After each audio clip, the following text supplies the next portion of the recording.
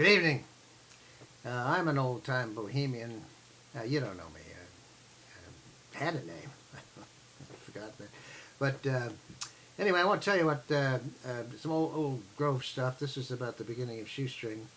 Back in the 20s, before the current guys got there. There was a man named Mr. Stevenson lived there.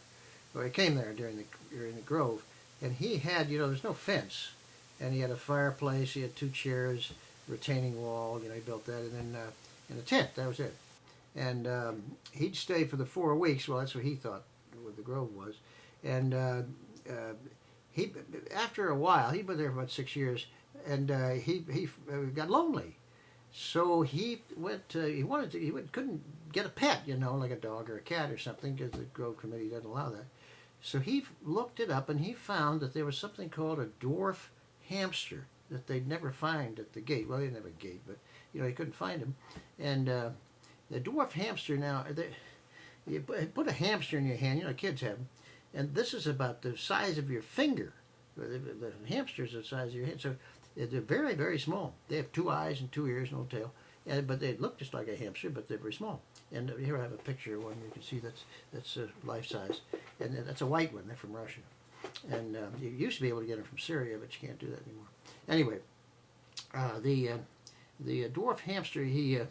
One of the things is that you have to get used to them, and they have to get used to you. It takes about 5 days, and you be with 10 minutes and then 15 minutes and so forth, and you hold them, and then they get used to you, and you can play with them.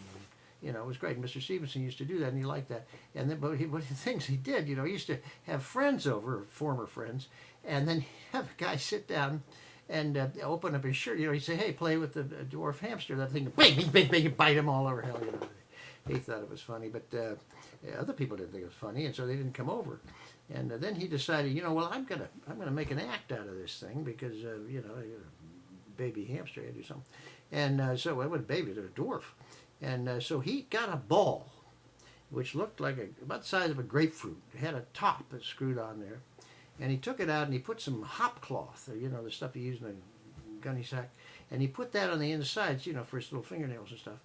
And he put the dwarf hamster inside the ball, and he screwed on the top. Bing! The thing took off like that. Bang, bang, bang! Hit the retaining wall. Went off on River Road, and bang! It kept rolling, and nobody could understand why it kept rolling. They didn't have any batteries in those days, and the thing just kept bang, bang, bang, bang, bang, going like that.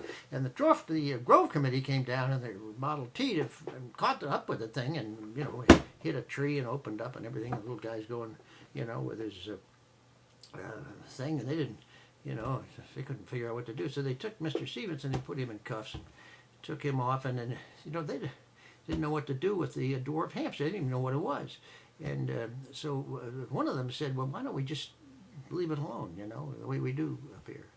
And so they put the hamster, the dwarf hamster, back in the ball, and screwed the top on it. Bing! It took off again, and it went off toward the river, and nobody ever saw it again. Of course, it only went for a year because that's as long as they live. And kind of sad. But that's an old story, Anyway, thanks for listening.